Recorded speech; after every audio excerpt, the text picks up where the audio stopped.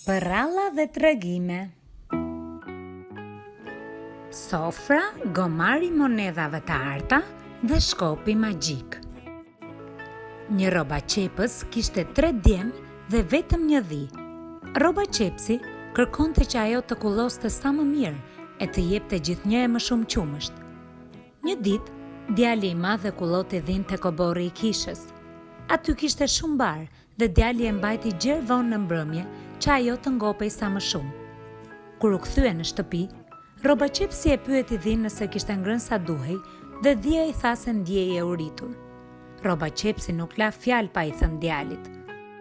Djali i fyer u largua nga shtëpia dhe mori rrugët për t'i bërë vetë ballë jetës.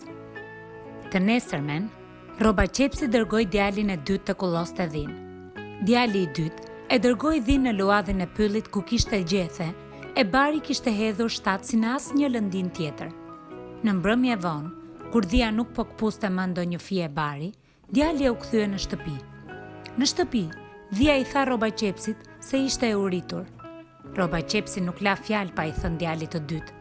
Edhe ky, ashtu si vëllai më i madh, mori rrugët për t'i bërë vetë ballë jetës. Edhe me djalin e vogël, ndodhi e njëjta gjë, dhe ai mori rrugët për t'i bërë vetë ballë jetës. Roba qepsi u detyrua ta dërgonte vetë dhinë në kullot. U kujdes gjatë gjithë ditës që ajo të kënaqej. Në mbrëmje, kur u kthye në shtëpi, e pyeti dhinë nëse ishte ngopur. Por ajo i tha se atë ditë nuk kishte ngrënë asnjë fije bar. Roba qepsi e kuptoi se dhia e kishte mashtruar dhe ai kishte gabuar sjelljen me të 3 djemt. Të nesërmen, e dërgoi dhinë në tregtore. Ndërkohë, djali i madh kishte filluar punën tek një marangoz. Punonte shumë dhe mjeshtri e çmonte. Një ditë djali i tha mjeshtrit se edhe pse babai e kishte tepruar, ai kishte vendosur të kthehej në shtëpi. Mjeshtri i dhuroi një sofër magjike. Mjaftonte të shqiptoje fjalët sofër shtrohu dhe sofra mbushej me çfarë të shkonte në mendje. Djali falenderoi mjeshtrin dhe mori udhën për në shtëpinë e tij. Djali i dytë punonte në një mulli. Punonte shumë nga mëngjesi në mbrëmje dhe mullixhiu e çmonte. Një ditë, djali i tha mjeshtrit se edhe pse babai e kishte tepruar me fjalët e tij, ai kishte vendosur të kthehej në shtëpi. Mullixhiu që e çmonte djalin i fali një gomar që kur e përkëdhelje, nxirrte nga goja monedha të arta. Djali falenderoi mjeshtrin e tij dhe nisi udhën e gjatë të kthimit në shtëpi. Djali i tretë punonte në një byrektore. Punonte nga mëngjesi në mbrëmje dhe mjeshtri e çmonte shumë. Një ditë, djali i tretë i tha mjeshtrit se edhe pse babai e kishte tepruar me fjalët e tij, ai kishte vendosur të kthehej në shtëpi. Mjeshtri i fali një shkop magjik. Mjaftonin fjalët ndihmo shkop dhe shkopi të vinte në ndihmë.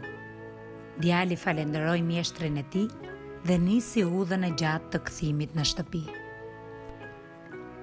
Rrugës së kthimit në shtëpi, vëllain e madh e zuri nata dhe u kthye në një han. Ai i tregoi Hanxhiut për sofrën magjike.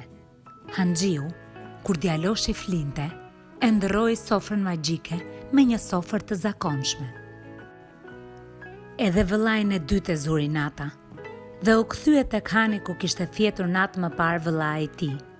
Hanxhiu, kur djaloshin e zuri gjumi, e ndroi gomarin e monedhave të arta me një gomar të zakonshëm.